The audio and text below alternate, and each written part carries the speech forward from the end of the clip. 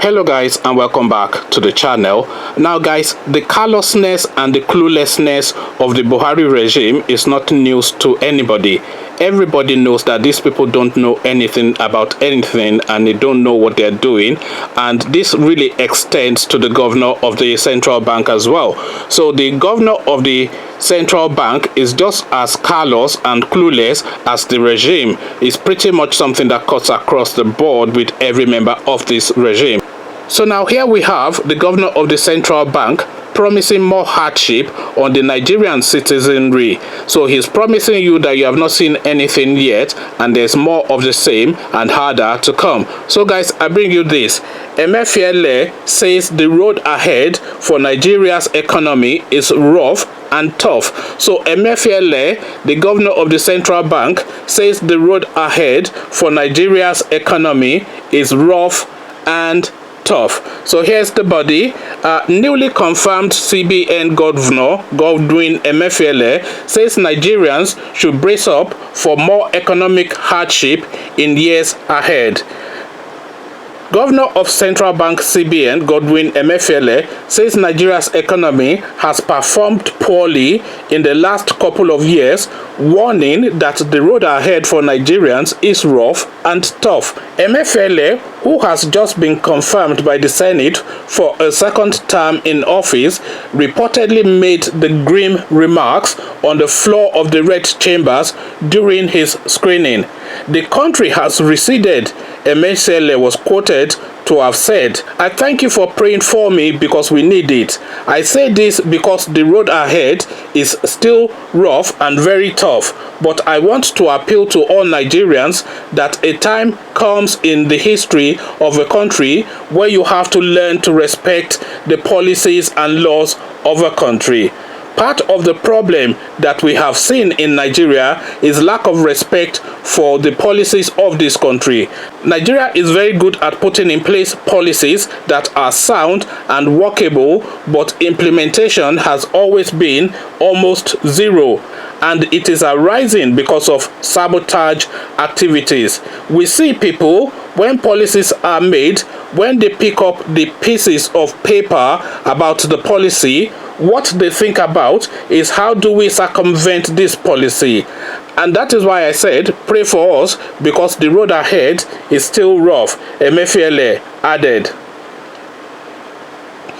Alarming population growth. According to the CBN governor, Nigeria's population estimate in a few years is serious cause for concern. He added that upon his return from a particular Asian country recently, he became really sad because Nigeria has not recorded the kind of progress it should have.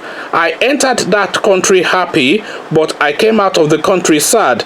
Sad because I could see the level of development that the country has achieved over the last 5 years, and I cast my mind back and look at my country, Nigeria, and asked, what have we achieved? This is what gives me the push that at my age 57, I saw this country when it was good.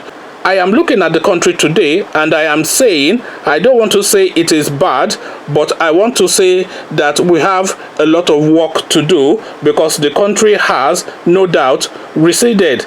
We just came back from the IMF/World Bank program in April, and in the World Bank/IMF World Economic Outlook, Nigeria is positioned as a country whose population will grow and rise to over 425 million people by 2050. That will present Nigeria as a country with the third largest population in the world after China and India, and indeed surpassing the United States of America in population.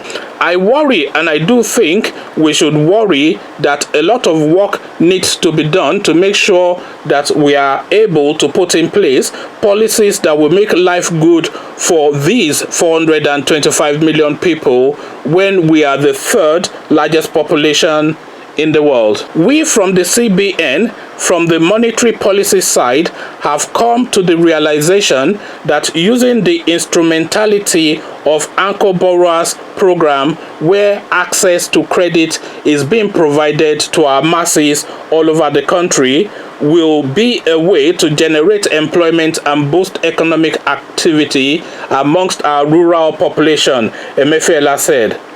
Or is it Emefiele? Apologies for the way I'm pronouncing his name. Those of you following this channel will already know that I am very bad with names. I'm often bad with names, not all the time, but sometimes I am bad with names.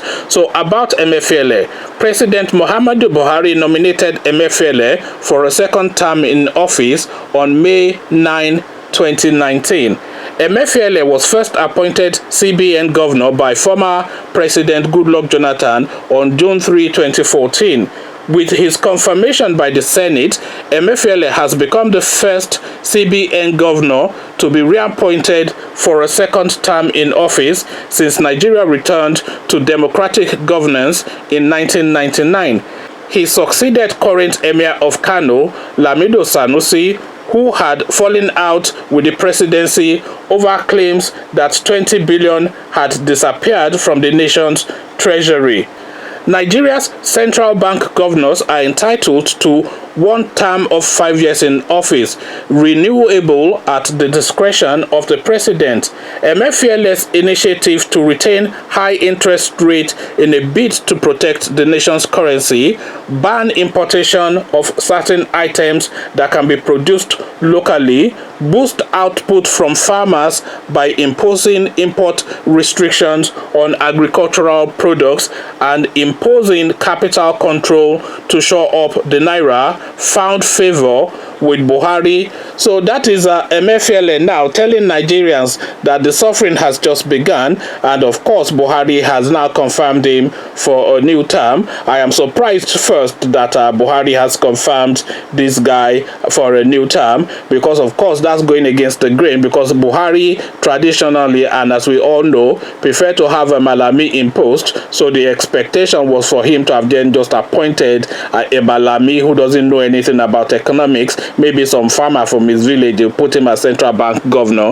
This is the template for Buhari, but this is a departure from that template. But then we have to ask the reasons why, and then we go to Omoyele Sowore and the revelation that he made on our Sahara reporters recently about 500 billion missing that was disappeared, and this guy was recorded secretly trying to pad the books to hide the 500 billion. So that 500 billion that was missing, of course, would not have been just the central bank governor helping himself to the nation's coffers. Of course, he helps himself anyway, but then that 500 billion that is missing would no doubt be to the understanding of certain people. So those certain people that would have that understanding of how that 500 billion has been disappeared would then be the people that have reinstalled him in place, because he's doing their bidding. So 500 billion missing from the Nigerian treasury, and nobody is saying anything, and instead the person that heads that treasury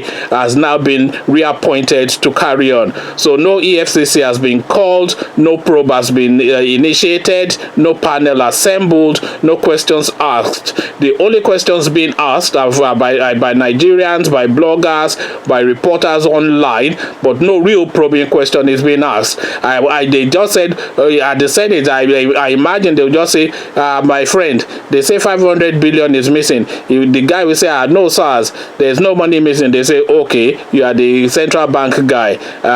Is our own money ready? Your own money is ready, sir. Okay, very good. Okay, this is your confirmation. Carry on. Make sure our money is ready all the time, and that's pretty much it. It's a dollar sharing exercise within the Nigerian governance. That is effectively what goes on there, because now this 500 billion has been alleged to be missing. This guy has been recorded talking to his top functionaries about how this money can be explained in the books, and nobody is now calling for a probe. This guy has not been stood down. This guy is not suspended. This guy is not being questioned. Is not being queried. Is not being probed. Is not being put to the sweat. Is not being gone after. There's no pressure on him for an explanation. He just said no, there's nothing missing, and that's the end of the matter, even though there's a voice recording of him actually discussing this amount of money. So what explanation is there for that voice recording is not yet known to the public, and these are public funds, by the way. And Omoyele Sowore commented on this that look, this 500 billion that we expose is just chicken change. These people are just doing it routinely, and this is pretty much the impression we have as well. And we're now having all these voice recordings. Imagine if this guy was a PDP guy. They would have arrested him, they would have chained him up, thrown him in some goon somewhere, in some gulag somewhere with the EFCC, never to be seen again for another 4 years. What is happening to Dasuki now? They say money is missing, there's no court judgment to jail the guy, but the guy has been in prison for going on 5 years now. So that is justice in Nigeria, and that is how the economy is run. So if you are for the party, do what even Oshomole said it. He says come to APC. He said not PDP because he's APC. So Adams Oshomole, the chairman of the APC, he said it himself. He said come to APC and all your sins are forgiven, and this is very true. Rotimi Amechi, APC. Nobody is mentioning anything about all of the things that he sold, the power plant that he sold in Rivers State, and the money has not been explained. Nobody is saying that all of the monies that Governor Wike has been crying that this guy disappeared from his state. Nobody is saying anything. Tinubu, APC, all of the monies that people have been alleged was disappeared from Lagos State, pretty much since 1999 till date. Nobody is saying anything. But Saraki, PDP, they want to know every newspaper that he bought as the governor. Did he use government money to buy newspaper, or did he use his own money to buy newspaper? Because if you use government money to buy newspaper, they will lock him up in jail. So they are chasing Saraki around, they are chasing Donyo Kupe around, they are chasing Dino Melaye around, but meanwhile, Rotimi Amechi go on song. Babachi Lawal, he's on the panel. We saw him again on the panel of the body that is going to hand over 100 billion to the Meite Allah to stop killing. If you give Meite Allah 100 billion to stop killing, is that incentive for them to stop killing, or is that reason for them to say, okay, these people are blackmailable, so we'll come back again, we'll go and do more atrocities and to pressure them, and we'll go and come and this time collect 200 million, and then the money increases and increases. So you are paying killers and kidnappers to stop killing and kidnapping, and you think paying them to stop killing and kidnapping will stop them from killing and kidnapping. And that is the common sense, that is the brain, that is the sort of brain that is functioning in Nigeria. And of course the money man is this guy that they have now reinstalled now. So the hardship continues according to the Central Bank of Nigeria. What says you? Conversations in the comment section. But before you come join me to have that conversation, click on the red subscribe button so it goes gray. Click on the bell button, that way you are notified every time I drop a new video. Then come, let's have a chat about this in the comment section. So I'll leave you here, meet you in the comment section, but here I say peace.